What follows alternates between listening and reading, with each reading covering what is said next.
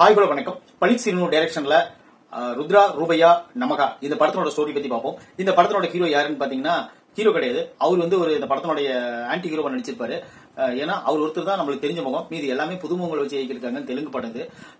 அவர் யாருன்னு பாத்தீங்கன்னா பாகுபலி பிரபாகர். பாகுபலி பிரபாகர் அப்படிங்கிற வந்து பாகுபலி படத்தில் நடிச்சிருப்பாரு. அவர் வந்து ஆல்ரெடி மேல ஆயிட்டு இருப்பாரு.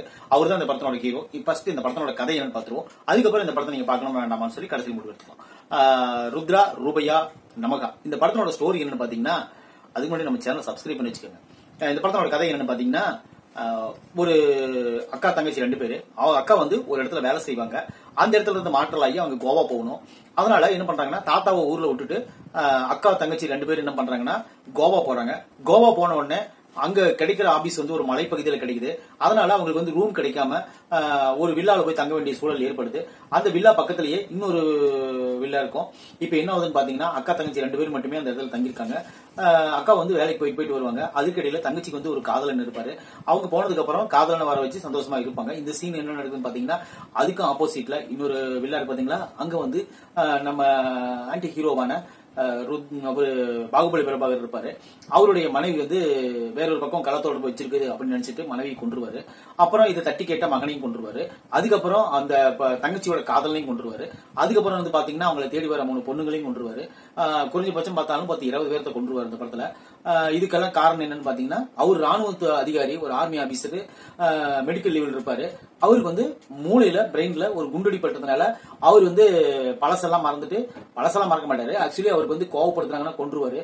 அந்த மாதிரி ஒரு வியாதி. இப்ப என்ன பாத்தீங்கன்னா, இந்த அக்கா தங்கச்சிக்கு 2 பேரும் அவர்கிட்ட மாட்டிக்கிறாங்க. இவங்க அந்த பிரச்சனைகள் தப்பிச்சு வந்தாங்களா இல்லையா அப்படிங்கறது இந்த படத்தோட கதை. இந்த படத்தோட கதை வந்து ஒரு பட்ஜெட் பிலிம்ல எடுத்திருக்காங்க. பட்ஜெட் பிலிம் இது. கம்மியான பட்ஜெட்ல இந்த படத்தை எடுத்திருக்காங்க.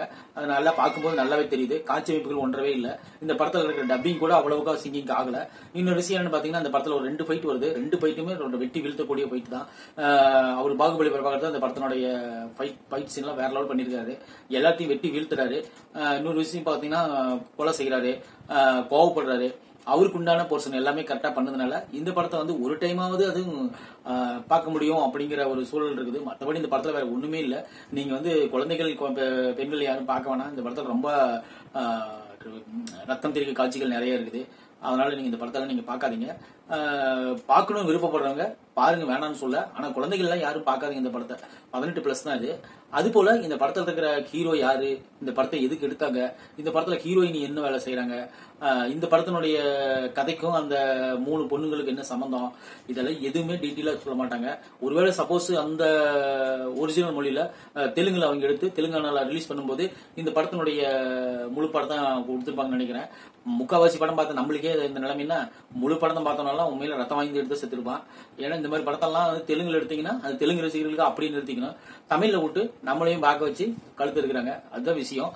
இந்த படத்துல ஒரே ஒரு ஆறுதலான விஷயம் என்னன்னு கேட்டீங்கன்னா, பாட்டு ஒரே பாட்டு தான் இருந்துச்சு. அந்த ஒரு பாட்டு மட்டும் தான் நம்மளுக்கு காட்டினாங்க. மீதி பாட்டு ஒரு 5-6 பாட்டு இருந்திருக்குன்னு நினைக்கிறேன். ஏன்னா அது அவங்க அங்கேயே கட் பண்ணிருப்பாங்க, அது பாட்டு கேட்க முடியாம. அப்படிதான் நான் நினைக்கிறேன். இந்த படத்தை வந்து நீங்க பார்க்கணும்னு விருப்பப்பட்டீங்கன்னா கண்டிப்பா நீங்க போய் பாருங்க. இதுக்கப்புறம் நீங்க பார்த்துட்டு அப்புறம் மன உளைச்சல் பட்டு இருந்தா கம்பெனி பொறுப்பு இல்ல. இந்த படம் வந்து ஒரு ஆவரேஜான படத்துக்கும் கீழே தான். இந்த விமர்சனம் பிடிச்சிருந்தா நம்ம சேனல் சப்ஸ்கிரைப் பண்ணி வச்சுக்கோங்க. நம்ம ஒரு வீடியோ உங்களுக்கு வந்து கிடைக்கும்.